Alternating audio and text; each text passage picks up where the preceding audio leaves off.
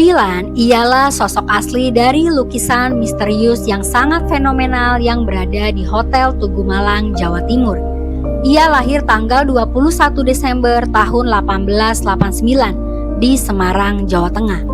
Dia adalah putri kedua dari seorang raja gula dari Semarang yang bernama Oei Chiyong Ham, yang merupakan orang terkaya se-Asia Tenggara zaman Hindia Belanda.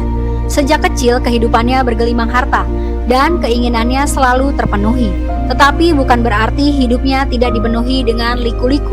Pergaulan yang luas dengan orang-orang besar membawanya menjadi istri dari Presiden Tiongkok. Tonton videonya sampai habis dan subscribe ya.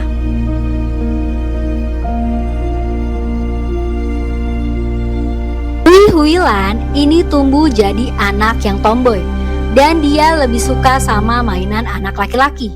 Apa yang diminta selalu dia dapatkan.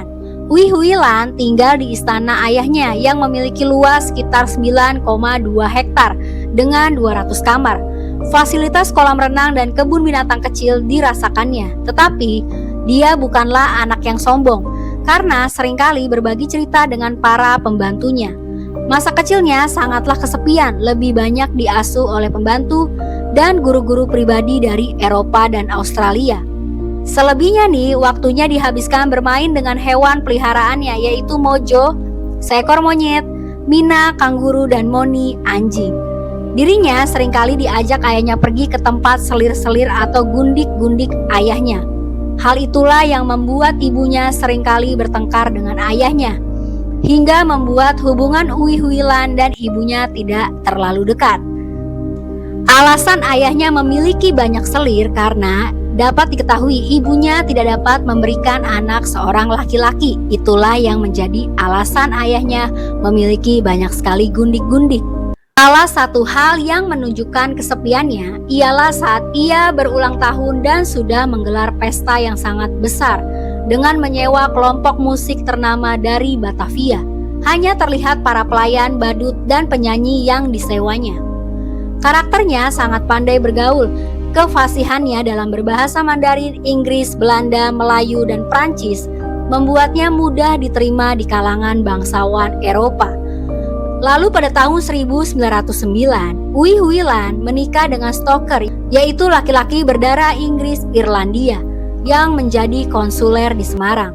Lalu setelah 2 tahun pernikahannya, mereka pindah ke London dan dikaruniai seorang putra yang bernama Lionel Montgomery Caulfield Stoker. Dapat diketahui hubungan rumah tangganya berantakan. Mereka bercerai tahun 1919. Setelah perceraiannya itu, ibunya yang bernama Gui Bing Nio membujuknya untuk menikah dengan politikus asal Tiongkok yang bernama Wellington Koo, dan mereka menikah di Brussels, Belgia pada tanggal 9 November tahun 1920. Lalu pada tanggal 6 Juli tahun 1924, ayahnya Oei Chiyong Ham meninggal dunia karena serangan jantung, yang kematiannya menimbulkan sengketa karena tidak semua keluarga Tiong Ham mendapat warisan. Pada tanggal 1 Oktober tahun 1926, suaminya yaitu Wellington Koo terpilih menjadi Presiden Republik Tiongkok dan Huilan mendapatkan nama baru yaitu Madam Wellington Koo.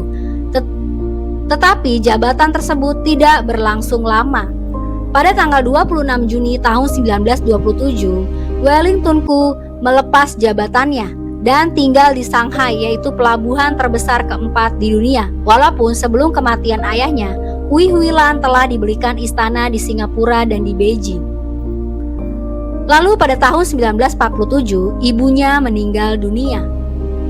Kondisi Perang Dunia Kedua yang tidak berkesudahan membuat hubungannya dengan suami keduanya itu menjadi renggang dan berakhir dengan perceraian, yaitu pada tahun 1958. Semenjak perceraian itu, ia tidak pernah bertemu dengan mantan suami keduanya. Dapat diketahui anak laki-laki Huilan memiliki seorang gundik, hal yang sangat tidak disetujui oleh Huilan, mengingat pertengkaran kedua orang tua Huilan karena para gundik-gundik tersebut. Sejak saat itu, Huilan menjalani sisa hidupnya sendirian di kota New York, dan dia juga pernah dirampok dengan menyerahkan seluruh perhiasannya.